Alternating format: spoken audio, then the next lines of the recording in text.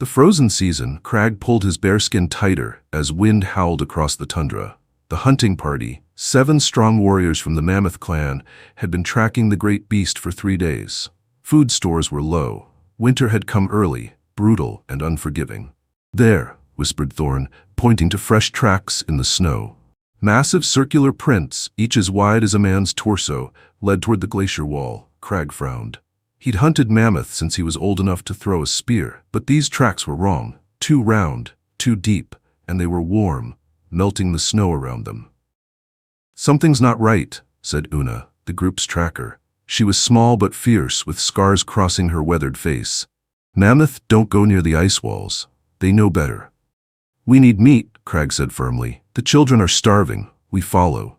The others nodded, though he saw fear in their eyes. Bronn, the youngest at 16 summers, gripped his flint spear so hard his knuckles were white. Old Mac, who'd seen 40 winters, muttered prayers to the Skyfather. They followed the tracks to a massive crack in the glacier, a crevasse that hadn't been there last season. The opening was black, impossibly deep, and from within came a smell that made Crag's stomach turn. Rot and sulfur and something else. Something ancient. "The tracks go inside," Una said, her voice barely audible over the wind. "Then we go inside," Crag replied, though every instinct screamed at him to run. They lit torches from the embers Mac carried in his fire horn. One by one they descended into the ice. The walls were smooth, too smooth to be natural. In the flickering torchlight, Crag could see shapes frozen in the ice. Massive bones, strange tools made of materials he'd never seen, and something that looked almost like cave paintings, but moving, shifting. The images seemed to writhe in the ice as they passed. "Spirits," Mac whispered. "We've entered the realm of the dead." "There are no spirits," Crag said, but his voice lacked conviction. They descended deeper. The tunnel opened into a vast cavern beneath the glacier, and there in the center they found the mammoth, or what was left of it. The great beast had been torn apart, its tusks ripped from its skull, its flesh stripped in long, deliberate ribbons. But the killing was fresh. Steam still rose from the exposed meat. Whatever had done this was still here. Bronn vomited. The sound echoed through the cavern, impossibly loud, and something answered. A howl, if it could be called that, erupted from deeper in the darkness. It sounded like grinding stone, like ice cracking, like the screams of 1,000 dying animals all at once. The torches flickered and nearly went out. "Run!" Crag shouted, but it was too late. Something massive moved in the shadows.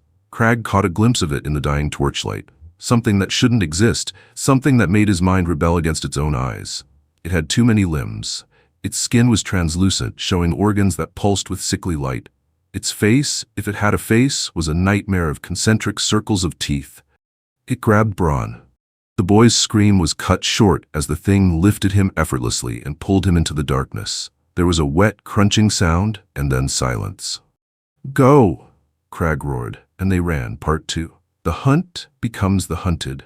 They scrambled up the tunnel, torches abandoned, running blind through the darkness. Behind them, that grinding howl came again. Closer now. The walls shook. Ice rained down from above. Thorn slipped, fell. Crag grabbed him, hauled him up. "Keep moving." They could see daylight ahead, the crack in the glacier, freedom just 50 paces away. Una screamed. Crag spun to see her being dragged backward, her fingers clawing at the ice, her eyes wide with terror. One of those impossible limbs had wrapped around her ankle, pulling her into the darkness. "Una!" Crag lunged for her, but Mac grabbed him. "She's gone. We have to." The thing emerged fully into the light. Crag's mind couldn't process what he was seeing. It was as tall as 3 men, its body a horrific fusion of insect and something else, something that had never walked under the sun. Dozens of limbs sprouted from its torso, each ending in different tools of death. Claws, pincers, suckers lined with teeth, and its eyes, hundreds of them, covering its entire head, all focusing on him at once. It opened its mouths, and that howl shook the very glacier. "Run!" Crag shoved Thorn and Mac toward the exit. They scrambled through the crack in the ice and out into the blinding white tundra. Behind them, the creature tried to follow, but it was too large for the opening. It shrieked in fury, its limbs reaching through the gap, grasping at empty air. "It can't get out," Thorn gasped. "It's trapped in there." "Then we seal it in," Crag said, his mind racing. Fire. We need fire. What? Meg stared at him. Fire won't burn ice. No, but it will melt it. The glacier is held up by ice pillars inside. I saw them. We start a fire at the base, melt the supports, bring the whole thing down. It was insane. It would take hours. But what choice did they have?